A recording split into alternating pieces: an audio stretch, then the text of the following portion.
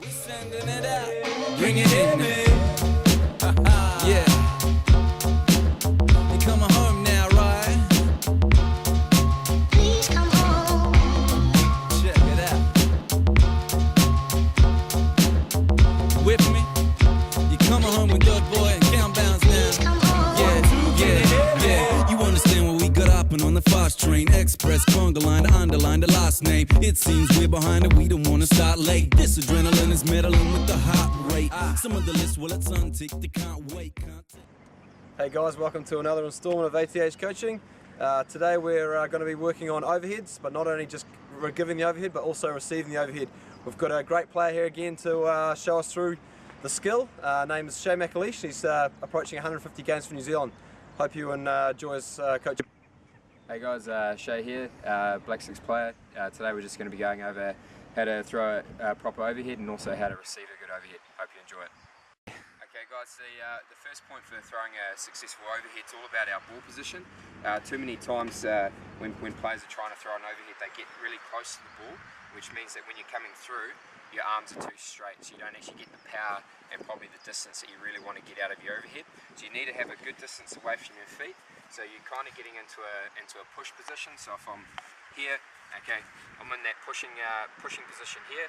Ball's right at the front of my toe, okay, and then from there all I do is just rock my right hand back, try to sit it in the crest of my elbow, so then my stick's on the angle that it needs to be.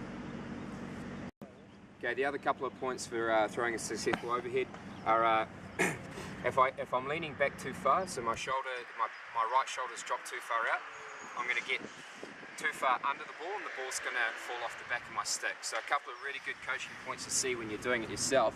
If the ball's spinning backwards, okay, when you're throwing it, it means that you've either leaned too far back or your stick's in a really bad angle. So you want the ball to be able to spin forwards, and then you know you've kind of picked the ball up really, really well as you're trying to throw the ball forward. Okay, so what I mean by shoulder angle, so here is I'm just trying to dip this out a little bit, and then as soon as I get into a position where I feel comfortable to throw the overhead, I really try to drive myself forward and bring my right leg through the ball. Okay guys, just a couple of more points. The last point really is the release of our stick. Okay, so from here, I've rocked back to here, and I want my hand to sit in the crest of my elbow, but as I'm trying to release the ball, I slightly push my left hand forward again, and then I bring it back to my elbow again. So there's kind of a pushing pull motion, okay, and that whole time the ball will actually be on the stick.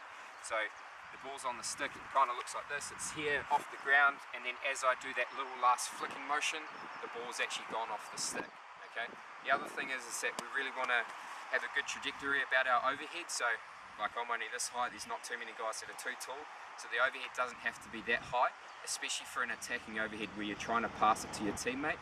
If you're just trying to clear possession from deep in the corner where you're getting pressed, it can be as high as you like, because that's just buying yourself time. Can't shake the shit, through it always still partaking it, facing it like we haven't lost faith in it. Of course you got stakes in it, it's not a matter of you wasting it, like Black Crude in Kuwait in it, cat of nine tails, rat racing it, spend all our days in it, raising it, cut to the paper. Okay guys, last point, obviously you can't flick a station ball, it's got to be at some point moving.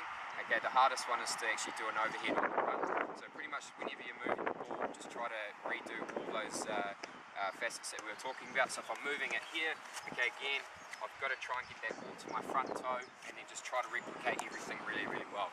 The position I find easiest to do is when I move the ball into me, okay, it kind of adds to that ball rolling up the stick and then after release it off. So this sort of thing here where I move it into me, move my feet around, and then let the overhead go. It usually goes really, really successfully.